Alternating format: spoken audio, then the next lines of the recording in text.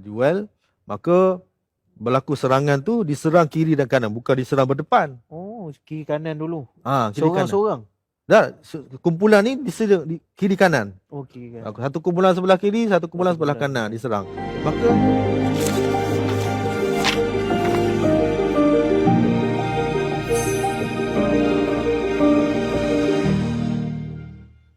Assalamualaikum warahmatullahi wabarakatuh.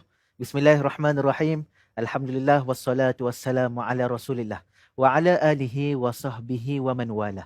Wa qala rabbi shrah lana sudurana wa halul 'uqdatam min alsinatina yafqahu aqwalana yafqahu aqwalana. Allahumma amin. Alhamdulillah, tuan-puan, kita bertemu kembali di dalam rancangan kita pada hari ini, iaitu Bedah Hadis edisi Ramadan Gaya Rasulullah. Merupakan sebuah program untuk kita belajar tentang hadis dan kita mendalami tentang hadis berpandukan sunnah Rasulullah sallallahu alaihi wasallam. Tuan-puan, saya nak ajak tuan-puan, jom sama-sama kita share, jom sama-sama kita follow dan sama-sama kita sebar luaskan rancangan pada hari ini supaya menjadi manfaat kepada seluruh umat Islam. Dan kita ada di platform yang pelbagai, antaranya di YouTube, kita ada Twitter, kita ada Instagram dan kita ada Facebook, iaitu My Hadis Time. Jadi tuan-puan, bersama dengan saya pada episod kali ini, bersama dengan saya DMY Ashraf sebagai hos anda, dan tetamu jemputan kita pada hari ini yang tidak asing lagi, iaitu Ustaz Ahmad Saifuddin Yusof. Assalamualaikum Ustaz. Assalamualaikum warahmatullahi. Ustaz, apa khabar? Alhamdulillah. Macam mana hari ni, jam tak? Hari ni macam biasa. Macam biasa, alhamdulillah. Untuk pengetahuan rakan semua, Ustaz merupakan pengarah urusan Alim Rabbani, media sendirian Berhad, dan merupakan penulis buku Communicate Like Muhammad. Jadi hari ini kita bersama dengan tetamu yang bukan biasa-biasa dan sangat-sangat luar biasa. Hari ini Ustaz, kita nak ambil aura semangat, iaitu Perang Badar. Tajuk pada hari ini. Jadi bila kita nak sebut tentang Perang Badar, izinkan saya dulu Ustaz. Saya nak baca matan hadis. Sila. Iaitu doa Rasulullah sallallahu alaihi wasallam ketika perang Badar. Allahumma in tuhlika hadhil isabata min ahli Islam la tu'bad fil ard. Maksudnya, ya Allah, seandainya engkau hancurkan kumpulan orang Islam, engkau tidak akan disembah di muka bumi ini lagi. Hadis riwayat Muslim nombor 1763. Jadi secara ringkas ni Ustaz, tadi doa ketika mana perang Badar, dan sudah semestinya dalam hadis ini ada banyak perkara yang boleh kita belajar. Saya nak Ustaz ulas sikit. Apa maksud dan apa tujuan daripada hadis ini? Saya tengok ada doa dan sebagainya. Silakan Ustaz. Baik. Bismillahirrahmanirrahim. Alhamdulillahirabbil alamin wassalatu wassalamu ala asyrafil anbiya wal mursalin wa ala alihi washabihi ajma'in wa ba'd. Terima kasih kepada tuan moderator atas jemputan ini. Baik, kita terus kepada persoalan daripada doa yang dibacakan oleh moderator tadi. Doanya berbunyi, Allahumma in tuhlik hadhil isabata min ahli Islam la tu'bad fil ardi. Yang bermaksud, ya Allah, seandainya engkau menghancurkan kumpulan ini, kumpulan dari orang Islam ini, engkau tidak akan disembah di muka bumi ini lagi. Baik. Hadis ini diucapkan oleh Rasulullah sallallahu alaihi wasallam ketika perang Badar meletus. Ketika hentaman pertama tu Rasulullah berdoa. Dan di sini kita dapat lihat, apabila kita baca, kita kena baca sirah Rasulullah SAW tentang perang Badar ini, kita lihat bagaimana Rasulullah SAW berdoa dengan bersungguh-sungguh.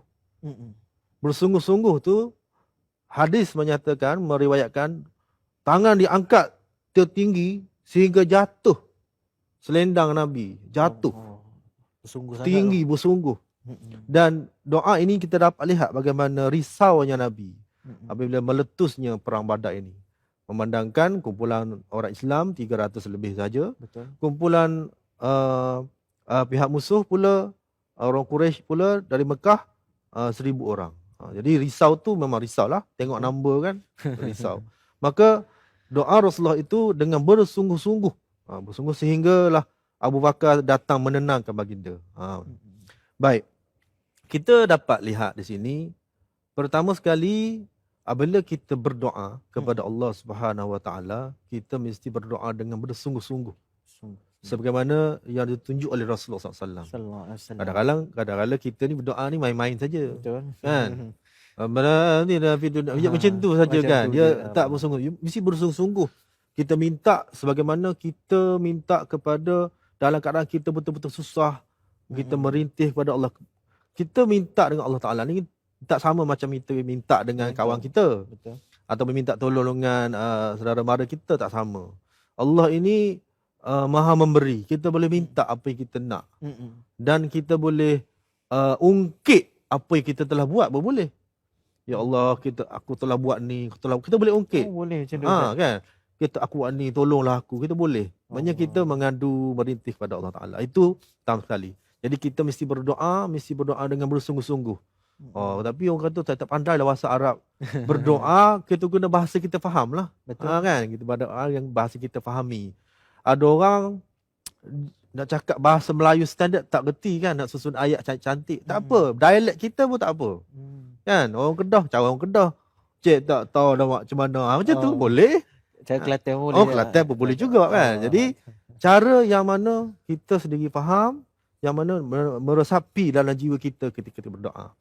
Kemudian intipati daripada doa ini kita lihat Rasulullah SAW sangat risau tentang bagaimana sekiranya berlaku sesuatu pada kumpulan Islam pada masa itu, Allah tidak akan disembah lagi. Kan? Maknanya risau dari sudut bukan risau jatuh miskin. Tidaklah Nabi kata sekiranya engkau hancurkan, kami semua akan jatuh miskin. Tak ada macam tu. Maka dia beri penekanan soal ibadah, soal akidah dan sebagainya. Itu secara ringkasnya lah dari sudut doa yang kita kongsikan pada hari ini. Itulah ringkasnya. Masya Allah, ringkas dia. Saya boleh kata SR. SR yang pertama, dari segi sungguh-sungguh. S tu, sungguh-sungguh. R tu risau. Risau berkenaan dengan ibadah. Risau berkenaan dengan akidah. Baik Ustaz, dalam hadis ni juga, kita nak tahu juga, apakah tujuan Perang Badar tu sendiri? Sebab bila sebut tentang Perang Badar ni, satu perang yang sangat dahsyat, kita boleh menang dan gahnya Islam dekat sini, ada izahnya Islam. Jadi apa tujuan Perang Badar ni Ustaz? Baik. Pada asalnya Perang Badar ni bukanlah kumpulan orang Islam turun untuk berperang. Asalnya bukan begitu. Jadi tujuannya direkodkan dalam hadis, iaitu hadis riwayat Al-Bukhari daripada sahabat Ka'ab bin Malik. Beliau berkata bahawa Rasulullah sallallahu alaihi wasallam keluar menginginkan harta dagangan Quraisy sehingga Allah mengumpulkan bersama dengan musuh mereka tanpa perjanjian terlebih dahulu. Maksudnya pada asalnya sebelum kumpulan 300 orang Islam ni keluar, Rasulullah sudah hantar beberapa kumpulan lain. Diketuai oleh Sayyidina Hamzah ada, diketuai oleh orang-orang lain untuk menyekat kafilah Quraisy yang lalu daripada jalan itu. Tetapi tak berjaya lah. Tak berjaya. Jadi akhirnya Rasulullah mengumpulkan semua orang yang ada di situ untuk menyekat kafilah dagangan Quraisy. Kenapa? Kerana sewaktu orang Islam meninggalkan Mekah semasa hijrah, orang Islam ini meninggalkan hartanya tinggal semua. Datang ke Madinah sehelai sepinggan saja. Jadi orang-orang Quraisy ni mereka ambil harta tu, mereka dagangkan.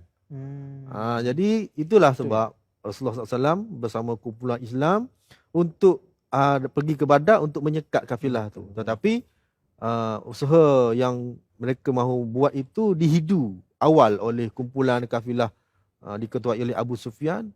Maka beliau berjaya mengelak daripada laluan itu dan menghantar segera utusan ke Mekah memberitahu situasinya. Kemudian orang Mekah berjaya datang hantarlah. Jadi di situ kita dapat ambil satu pengajaran bahawasanya tujuan asalnya adalah untuk mendapatkan harta dagangan kafilah Quraisy. Maknanya Rasulullah mahukan satu kekuatan ekonomi orang Islam supaya berjaya dapat menyebarkan Islam lebih luas dan sebagainya. Jadi ini tujuan utama asalnya untuk mengambil harta dagangan. Dari sudut kita panggil sekarang kekuatan ekonomi dan kekuatan kewangan dan sebagainya. Jadi di situ kita boleh ambil pengajaran bahawasanya untuk menjalankan usaha dakwah, kerja Islam, beramal Islam, ibadah Islam, memang perlukan juga harta benda ni. Kan, kewangan. Mau bayar zakat mesti ada duit. Ada duit. Kan, mahu tunaikan haji, umrah mesti ada wang. Kan, mampunya.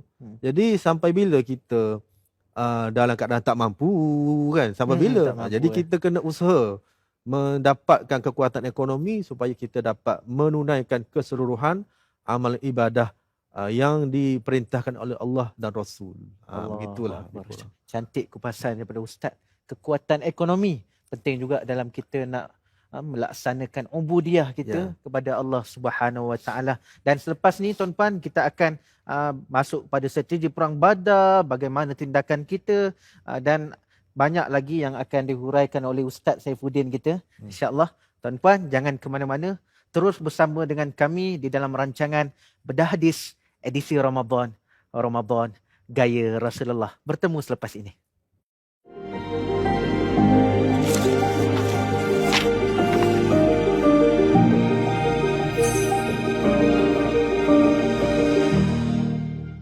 Allahumma salli ala Sayyidina Muhammad.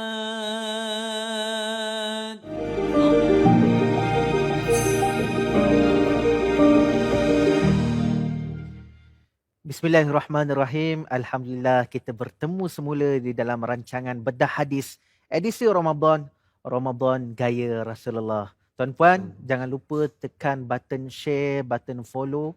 Follow kami di setiap platform yang kami ada. Di Instagram kami ada, di Facebook, di YouTube dan Twitter, dan juga dia ada dalam page Telegram di My Hadis Time.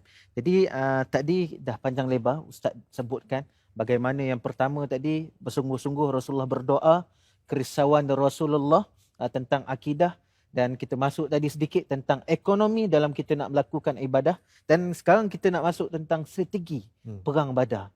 Jadi apakah strategi perang Badar yang diterapkan untuk kita ambil tahulah kan, setiap perkara macam bola sepak lah Ustaz. Bola sepak pun ada part 3-3-nya, part 3-2-1 dan macam-macam lagi. Jadi kita nak tahu apa formasi strategi dalam perang Badar. Silakan Ustaz. Baik, untuk strategi perang Badar, kita bila kita baca banyak strateginya, kita kena baca lah kan. Bulan Ramadan ni elok dia ambil masa untuk kita membaca sirah Rasulullah SAW. Cuma di sini kita boleh ambil beberapa strategi. Pertama Rasulullah SAW memberi satu perintah supaya segera bergerak ke Badar. Segera bergerak ke Badar. Sehingga Rasulullah kata sesiapa yang ada kenderaan boleh terus bergerak. Ada sahabat Nabi meminta izin, Rasulullah, saya ada kenderaan di luar Madinah, saya pergi ambil sekejap. Rasulullah kata tidak perlu, cukup sahaja dengan apa yang ada bersama kita, kenderaan yang ada. Jadi ada kuda saja 2-3 ekor saja, ada unta pun tak banyak, ramai jalan kaki. Bahkan peralatan senjata pun tak banyak, tak cukup. Bahkan ada berperang dengan penumbuk saja. Kan, itu realiti. Jadi di situ kita ambil ibrah ya. Pertama, perang Badar ni, kita berperang ni, kita taklah berperang ambil angkat pedang, angkat senjata. Untuk kita, ia sebagai simbol kepada kita orang Islam, untuk kita metaforakan perang Badar itu dalam kehidupan kita. Sama ada kita sebagai pemimpin, kita sebagai guru, kita sebagai ibu bapa, kita sebagai individu yang mahu maju, ataupun kita sebagai businessman. Boleh apa saja. Jadi di sini strategi pertama, bergerak segera ke lokasi. Jadi setiap tindakan kita yang kita mahu ubah, kita mahu bangkit semula, mesti dibuat segera, tidak boleh ditangguh-tangguh. Tak boleh tangguh-tangguh. Kalau tidak, memang kita akan tertinggal lah. Hashtag lambat kena tinggal. Lambat kena tinggal. Memang. Jadi itu pertama. apa saja kita nak buat, terus buat. Dia tak boleh tangguh. Nantilah, sekejap lah. Tak, no, tak boleh. Rasulullah sudah tunjuk. Baik, yang kedua, bila hampir sampai, Rasulullah membuat risikan. Dia hantar spy lah, kita panggil spy sekarang ni kan. Risikan awal. Dia jumpa bandai lah, dia hantar risikan. Ada seorang, kadang Rasulullah sendiri pun berjalan-jalan di sekitar untuk membuat risikan. Di situ, kita boleh belajar. Sebelum kita bertindak, kita mesti temak dulu. Tak boleh menonong pergi kan. Langgar je, ikut suka je kan. Jadi kita sekarang boleh Google. Cari dulu kan.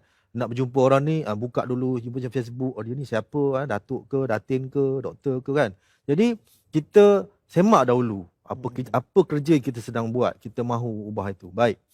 Yang ketiga, selain pada bergerak segera, menggunakan risikan, bila sampai di sana, Rasulullah SAW berkubu di depan mata air. Kita panggil oasis. Oasis. Bukannya di belakang mata air, di depan mata air. Kan? Yang kedua, berkubu juga di depan ladang kurma. Kan? Ladang kurma. Jadi, di situ kita boleh nampak, apabila kita mahu melakukan satu kerja, usaha, nak berniaga ke, nak apa-apa pun, kita mesti lihat kemampuan kita. Dan kita mesti juga menetapkan satu keadaan supaya ada keselamatan ataupun keadaan yang lebih selamat. Contohnya, kita dapat 10,000. Janganlah 10,000 tu kita dibuat untuk berniaga. Ambil sahajalah 2,000. Kan? 2,000 sahaja diguna. Yang lain simpan. Simpan tu sebagai simbol daripada oasis tadilah, simbol. Jadi, bila berkubu di depan oasis, maka apa-apa keperluan air pun mudah dan terus ambil air. Jadi, kita pun macam tu. Bila kita bertindak, mesti kita kena lihat keadaan kita. Keselamatan diri kita dari sudut kewangan, dari sudut kesihatan dan sebagainya. Bila buat kerja, janganlah sampai tak tidur malam, tak jaga kesihatan. Kan? Jadi, menyebabkan kita tak selamat. Jadi, itu pengajarannya. Baik. Selain daripada itu, antara strategi Rasulullah SAW buat adalah Rasulullah bersama-sama Ansar dan Muhajirin. Berperang bersama-sama, berkolaborasi orang panggil sekarang lah. Ataupun JV lah orang kata. JV sekarang kan. Jadi ada sesetengah kerja, kebanyakan kerja kita panggil. Kita mesti bekerjasama. Barulah benda tu lebih mudah dibuat. Dua kepala lebih baik daripada satu kepala. Kan? Banyak berfikiran. Kadang-kadang kita tak nampak perkara tu dari sudut pandangan mata kita. Ada orang yang boleh bantu kita untuk lihat. Maka kolaborasi itu penting. Dan ditunjukkan oleh Rasulullah SAW bagaimana Rasulullah mempersaudarakan Ansar Muhajirin bila berperang. Bukan kata ni perang ni untuk orang Muhajirin saja. Orang Ansar tak payah datang lah. Tak ada. Dijemput sama kan, dibawa bersama, berperang bersama-sama. Jadi bagaimana kami nak pakat macam mana ustaz, orang macam mana, itu panjanglah cerita. Kena tahu pula ciri-ciri saya ni ciri Muhajirin ke, ciri-ciri Ansar ke, kan, kena tahu pula. Kan?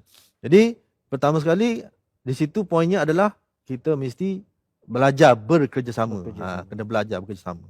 Dan di sini kita boleh lihat daripada strategi Rasulullah SAW banyak saja. Sebagai yang akhirnya, sebagai contoh, apabila Rasulullah SAW ada ustaz ada betul kan. Apabila Rasulullah SAW membuat serangannya di sebelah kiri dan kanan. Selepas berlaku perlawanan satu sama satu, dipanggil duel tadi, duel, maka berlaku serangan tu diserang kiri dan kanan, bukan diserang berdepan. Kiri kanan dulu. Seorang-seorang. Dan kumpulan ni diserang di kiri kanan. Kiri kanan. Satu kumpulan sebelah kiri, satu kumpulan sebelah kanan diserang. Maka diserang serentak lah bila berperang meletus tu. Jadi ini strategi perang. Mengapa arahan dia begini tu, itu kita tak tahu lah. Rasul tak beritahu kenapa begitu. Cuma kita sebagai orang yang membaca sirah Rasulullah SAW, kita boleh belajar di sini. Apa ibrahnya untuk kita? Betul. Kan? Kenapa kena kiri kanan? Bermaksud untuk kita, kita metaforakan dia, apabila kita buat satu kerja, kita mesti fikirkan ada tak cara lain, cara alternatif. Ataupun kalau sumber kewangan yang kita dapat ini, yang pertama, bolehkah kita fikirkan sumber kewangan yang kedua pula? Backup plan. Backup plan. Nah, dia kurang. Jadi itu ibrahnya kita lah kan. Bila kita buat suatu kerja. Ataupun dari sudut kita panggil cara bekerja. Oleh kerana kita dah JV tadi, maka kita boleh asingkan kerja supaya kerja tu lebih cepat siap, lebih sempurna dan sebagainya. Jadi ini antara pengajaran yang kita boleh ambil daripada perang Badar lah kan. Daripada tadi berkubu di depan mata air kan, berkubu di ladang kurma, maka kita dapat satu sumber yang pengajaran di situ. Maksudnya kita mesti di samping kita menjaga membuat satu kerja, kita mesti jaga diri kita. betul. Sebab itulah bila kita tengok dalam peristiwa perang Badar, Rasulullah SAW Sallallahu alaihi wasallam. di samping strategi-strategi ini, Allah Subhanahu Wa Taala juga menyebut dalam Al-Quran bahawasanya Allah menurunkan hujan untuk memberi ketenangan kepada kumpulan Islam dan memberi rasa mengantuk supaya dapat berehat. Nampak di situ. Jadi apabila kita buat satu benda, perkara, kerja dan sebagainya, kita mesti cukup tidur, cukup makan, cukup kesihatan supaya kerja tu boleh berterusan lebih lama. Ada orang dia push betul-betul kan, tak tidur malam, tak makan. Kerja siap satu, nak siap yang kedua dah tak boleh lah, dah collapse dah. Bahasa orang sekarang cepat barai bila Dah barai dah, pancit dah, tak boleh buat apa. Memang ada, saya pernah jumpa kawan saya memang suka menulis. Buku banyak, mula-mula banyak. Habis buku tu masuk ward. Dah tak keluar buku dah, jam dia kata tak boleh buat apa dah. Dah rugi situ kan. Sepatutnya proses kerja kita lebih berpanjangan. Maka kita susun dengan strategi-strategi betul, dengan menjaga diri kita juga dan keseluruhan lah keluarga kita dan sebagainya. Itulah ringkasnya. Strategi yang menyusun hidup kita lah dari segi joint venture-nya tadi kan. Dari segi formasinya ada di sebelah kanan dan kiri kan. Maksudnya ada backup plan. Dalam kehidupan kita kena ada backup plan. Masya Allah tuan-puan. Kita boleh gunakan strategi perang Badar di dalam kehidupan seharian kita supaya kehidupan kita lebih dipacu kan. Masya Allah, Islam ni sangat sempurna Ustaz. Dan dari segi tindakannya macam mana Ustaz? Tindakan yang kita tengok perang Badar, ada yang semangat perang Badar, aku kena pergi dekat Palestin ni, kena angkat M16. Lain macam semangat orang Malaysia. Ada yang macam tu. Jadi tindakan kita tengok perang Badar ni, adakah sunnah kita berperang juga? Ataupun macam mana tindakan kita bila tengok hadis ni? Baik. Apabila kita membaca sirah Rasulullah sallallahu alaihi wasallam, kan, kita mesti masukkan ataupun kita mesti lihat pada diri kita untuk kita ambil pengajaran dan sebagainya. Bukan sekadar fakta sejarah, memanglah cerita sejarah ni memang sejarah dalam fakta sejarah. Tetapi mengapa fakta sejarah ini kekal wujud dalam buku-buku rekod hadis dan sebagainya? Tujuannya memanglah untuk memberi kita refleksi pada kita bagaimana kita nak bertindak, bagaimana kita nak melakukan satu kerja dan sebagainya. Jadi daripada perang Badar kita dapat ambil pengajaran daripada cerita tadi kan, banyak cerita tadi. Pertama, bila bertindak, kita gunakan dulu apa yang ada di tangan kita. Kan? Kemampuan kita, kemahiran kita, kekuatan kita dan sebagainya. Jadi apa kita mahir apa? Kita mahir memasak. Kita gunalah kemahiran memasak kita untuk melakukan kerja tu. Meningkatkan ekonomi ke atau dan sebagainya. Kan? Jadi apa saja yang ada.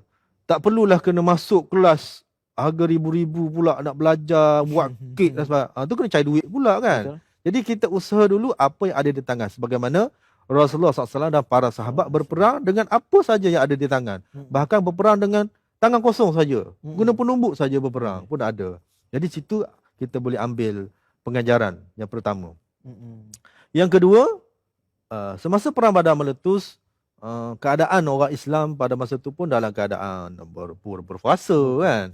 Mungkin berpuasa dan ada yang perlukan makan dan sebagainya. Jadi situasi kumpulan Islam pada masa itu masing-masing mementingkan kepentingan umum lagi. Bila datang air, dipersilakan bagi pada dia lah.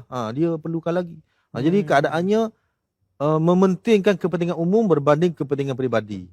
Maksudnya isar lah kat situ. Rasa macam mana? Isar lah kita. Rasa utamakan orang lain. Utamakan orang lain. Jadi bila kita bertindak, memanglah kita buat tu untuk diri kita. Tapi tujuan kita ataupun tindakan kita itu mestilah kita mengutamakan orang lain, sama ada keluarga kita, kan, masyarakat kita dan sebagainya. Dalam masa sama akan dapat benefit pada kita lah. Begitulah.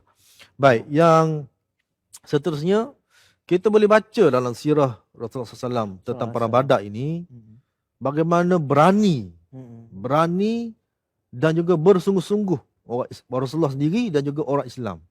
Kan? Rasulullah sendiri pun apabila ditenangkan oleh Sayyidina Abu Bakar, bila Rasulullah berdoa bersungguh-sungguh ni, perang ni, perang meletus ni, berdoa betul-betul berdoa. Bila ditenangkan, Abu Bakar kata Allah sudah menunaikan janjinya. Kan? Jadi Rasulullah pun berhenti, terus ambil pedang, masuk ke medan perang. Dan para sahabat menampak bagaimana Rasulullah menendang tentera musuh. Menyembut sungguh, kan. Jadi bila pertama kita mesti berani, yang kedua bersungguh-sungguh. Ada orang berani je, tak bersungguh, sekerat jalan je. Balik awal. Balik awal. Jadi berani dan bersungguh-sungguh. Maknanya buat tu sampai siap. Tu kita ni boleh buat sampai 2 kali je. Lepas tu kita tak siap-siap, kan. Jadi kita memang betul ada perkara kita buat tu, tak boleh lah, tak tahan lah ni. Tak apa, buat benda lain pula. Kita boleh ubah, kan. Usaha-usaha biar kita jumpa perkara yang betul-betul kita ada passionnya sehingga benda tu dapat direalisasikan. Itu usaha yang kita perlu buat, tindakan kita yang kita boleh ambil daripada perang Badar. Allah, comel tu sangat. Baik. 3 perkara, tuan-puan. Yang pertama iaitu apa yang ada? Guna apa yang ada. Guna apa yang ada untuk kita teruskan perancangan kita, aktiviti seharian kita dan sebagainya. Dan yang keduanya, utamakan orang lain, bukan utamakan diri sendiri. Dan yang ketiga, BNB, iaitu berani.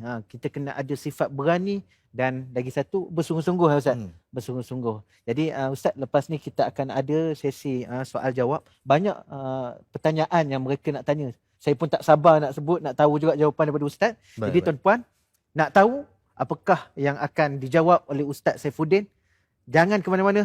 Anda tunggu dan setia bersama dengan kami dalam rancangan Bedah Hadis edisi Ramadan Gaya Rasulullah. Bertemu selepas ini.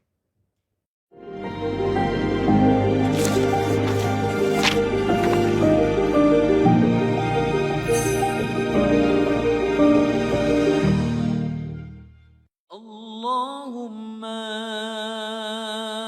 salli ala Sayyidina Muhammad.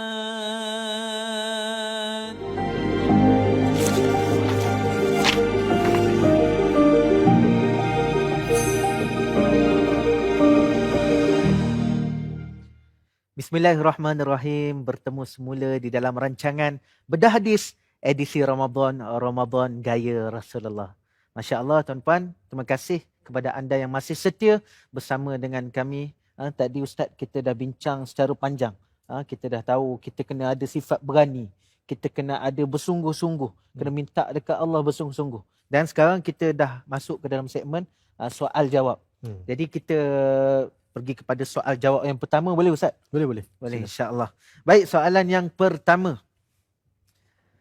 Daripada Zuhdi Azman. Adakah tentera Islam berpuasa pada perang Badar? Ini kerana saya ada terdengar yang mengatakan tentera Islam tidak berpuasa pada perang berkenaan. Sebab bukankah terdapat rukhsah bagi mereka? Silakan Ustaz. Baik. Bismillahirrahmanirrahim. Baik, tentang isu adakah tentera Islam berpuasa atau tidak. Kan waktu tu bulan Ramadan. Betul? Sudah ada perintah berpuasa. Menggunakan bulan Ramadan, perintah puasa turun sebelum bulan Syaban. Sebelum tu. Jadi sudah ada perintah berpuasa. Cuma isunya adakah tentera Islam berpuasa atau tidak. Jadi banyak hadis-hadis dirakamkan. Antaranya hadis daripada Tirmizi, riwayat Sayyidina Umar. Sayyidina Umar berkata, kami berperang pada 2 perang pada bulan Ramadan. Pertama, perang Badar dan perang Fathu Mekah, pembukaan Mekah. Dan kami tidak berpuasa pada kedua-dua perang itu. Maksudnya mungkin di kalangan tentera Islam mungkin ada berpuasa. Mungkin ada tak Ada berpuasa. juga. Tapi dan ada hadis lain mengatakan bila meletusnya perang itu, perang pembukaan Mekah, Rasulullah SAW memerintahkan, memerintahkan supaya tentera Islam berbuka. Berbuka untuk berhadapan dengan musuh. Menggunakan musuh ni berperang ni bukan berperang macam main game. Kan? Bagi kita tak apa, senang. Berperang ni menggunakan kudrat fizikal. Maka diminta supaya berbuka untuk menguatkan badan untuk berperang. Memandangkan kesan puasa ni memberi kesan pada fizikal. Betul. Kita di samping lapar, melemahkan badan kita lah. Kan, itu tujuan puasa sebenarnya. Itu antara puasa. Jadi jawapannya adalah kebanyakan sahabat tu memang tak berpuasa, mungkin ada berpuasa. Jadi rekodnya begitulah lebih kurang. Secara ringkasnya, ada sahabat yang puasa, ada sahabat yang tak puasa. Macam kita lah musafir juga, Ustaz. Ada yang musafir dia tak larat sangat, dia tak puasa lah. Ada yang boleh teruskan puasa. Musafir pun walaupun larat boleh tak berpuasa. Memandangkan mereka itu kan hadiah daripada Allah Ta'ala. Rukhsah ni, hadiah. Maka kita musafir, kita gunakanlah hadiah Allah Ta'ala bagi. Tapi kena gantilah. Kena tak ganti pula. Itu yang satunya. Okey, baik. Kita pergi kepada soalan yang kedua, Ustaz. Soalan yang kedua daripada Nadia. Ada tak kisah dalam Perang Badar yang popular tapi tidak benar? Ini kita nak tahu ni, apa yang cerita yang tak benar lah dalam Perang Badar. Orang buat-buat cerita ke? Ataupun mandai-mandai ke? Baik. Sepanjang kita belajar sirah dan sebagainya, ni pengalaman saya lah. Tak sama macam perang-perang lain. Jadi Perang Badar ni rekodnya terperinci. Rekod-rekod yang sahih itu terperinci. Dan lengkap daripada sudut susun atur ceritanya lengkap.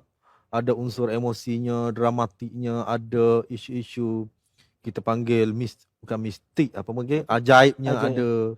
Dia lengkap. Dia lengkap. Jadi ada hadis meriwayatkan bagaimana malaikat datang. Al-Quran pun menerangkan bagaimana Allah Ta'ala menghantar bantuan malaikat. Dan ada hadisnya Jibril datang pada Rasulullah. Adakah tuan nampak tentera yang berserban merah itu? Dan Rasulullah, ya nampak. Dia kata itulah malaikat daripada langit sekian-sekian disebut. Maka elemen-elemen tu melengkapkan cerita Perang Badar sehingga kan tak susah nak jumpa orang mereka-reka cerita untuk mencantumkan, menyedapkan lagi cerita sebab cerita tu sudah sangat komplit, sedap. Kalau orang buat movie ni dia dah boleh bayang lah kat mana kamera yang nak pacak kan. Nak drone terbang kat mana sebab unsurnya sudah lengkap. Ada unsur emosinya, bagaimana kerisauan Rasulullah, bagaimana Rasulullah SAW bermesyuarat dengan para sahabat Ansar Muhajirin, minta pandangan daripada Sa'ad bin Mu'az, bagaimana pandangan orang Ansar. Jadi Sa'ad memberikan tanda persetujuan, tanda sokongan, dan elemen-elemen tu lengkap sehingga sukar kita nak jumpa riwayat-riwayat. Mungkin ada, cuma tak popular lah kot. Betul. Di kalangan masyarakat kita kan. Jadi apa yang kita dengar tentang Perang Badar tu setakat ini kebanyakannya sahih lah, begitu. Masya-Allah. Boleh buat filem kan Ustaz? Boleh buat filem. Lebih hebat daripada Avengers lah kan? Mestilah. Sebab cerita memang real kan, ada malaikat tu kan. Macam mana datang malaikat tu dan sebagainya. Masya-Allah. Boleh kita bincangkan lah tu nanti kalau nak buat produksi tu kan. Kita pergi kepada soalan yang ketiga tuan-puan. Soalan daripada Abata. Ingat Avatar tadi. Benarkah Islam naik dan berkembang dengan mata pedang? Persoalan ini sering digunakan oleh pihak tertentu seolah untuk burukkan Islam. Macam mana tu Ustaz? Baik. Pihak tertentu yang dimaksudkan itu tu yang masyhurnya adalah orientalis lah. Kan? Dia membawa cerita-cerita perang-perang ini untuk menggambarkan Islam ni disebar dengan mata pedang. Betul. Dengan berperang. Kan? Sedangkan realiti sebenarnya perang itu adalah langkah terakhir daripada pemerintah Islam pada masa itu. Sama ada zaman sahabat, zaman Rasulullah, zaman sahabat, zaman khilafah, Osmaniyah, Umayyah dan sebagainya. Jadi berperang tetap berlaku. Itu zamannya berlaku begitu. Sama juga kerajaan-kerajaan lain, Rom, Parsi pun sama juga.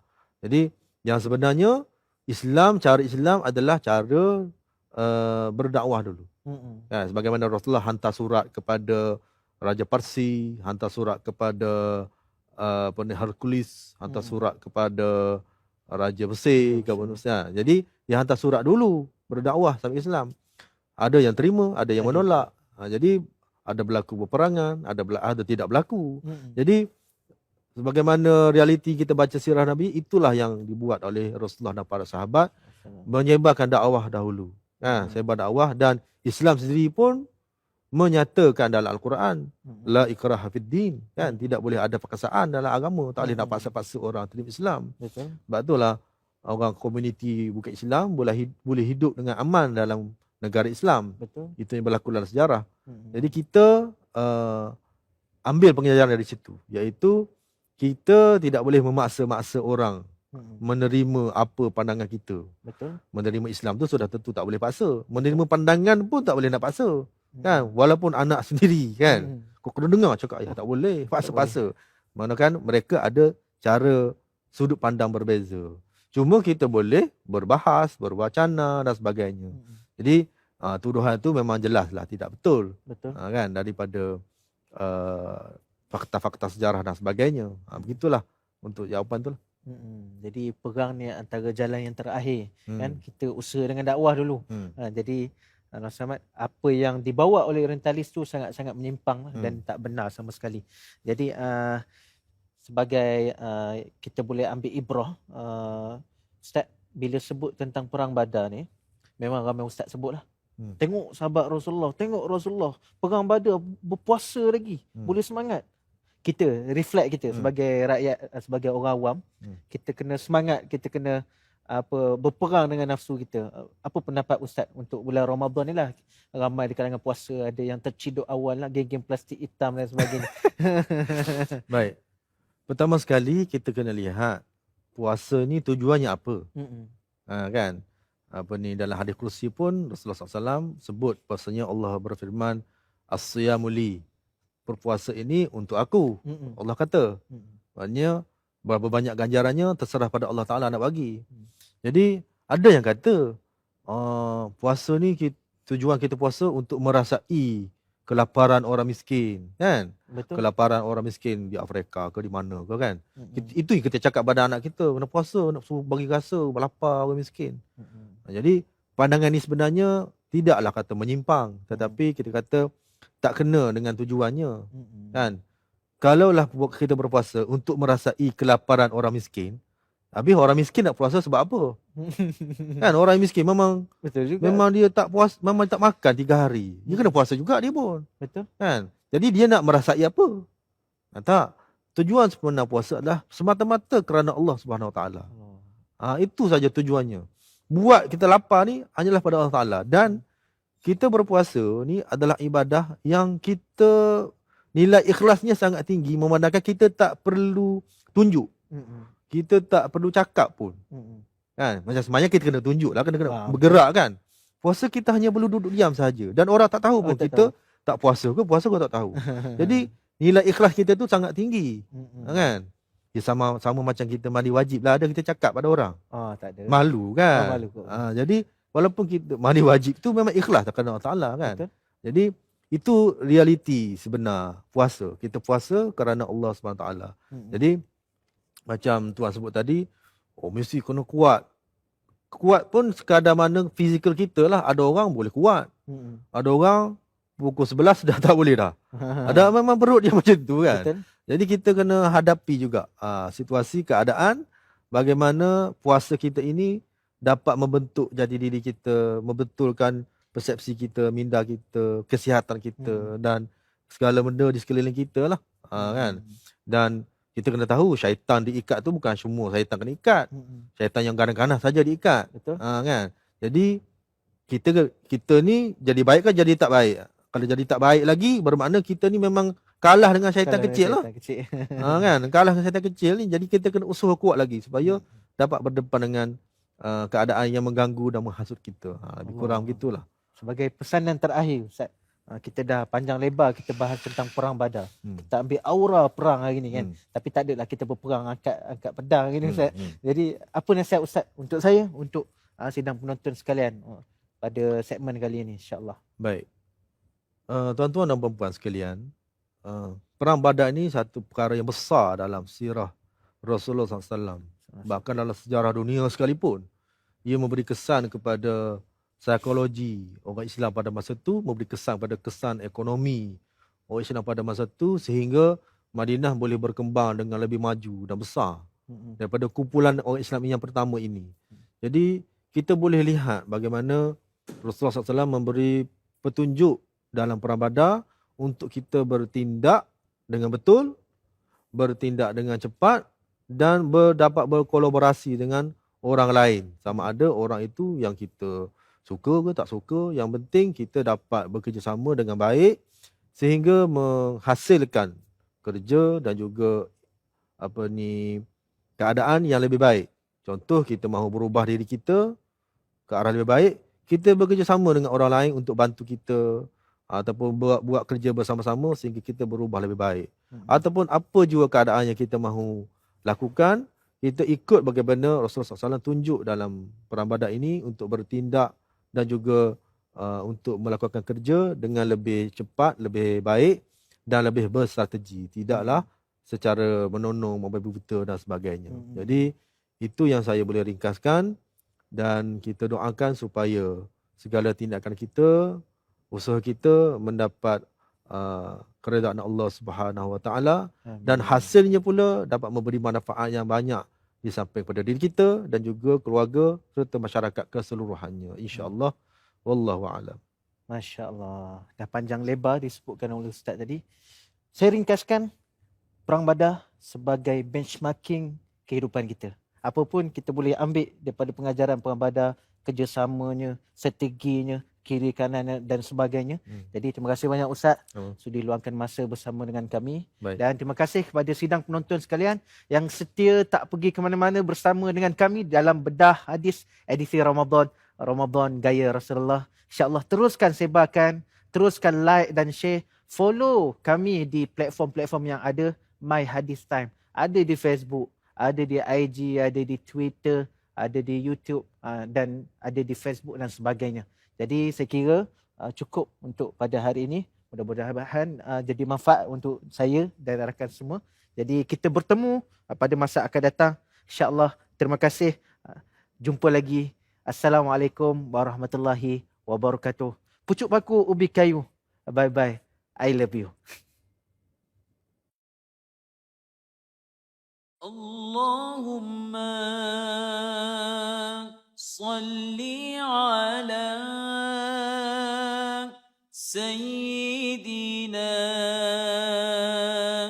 Muhammad. Allahumma salli ala Sayyidina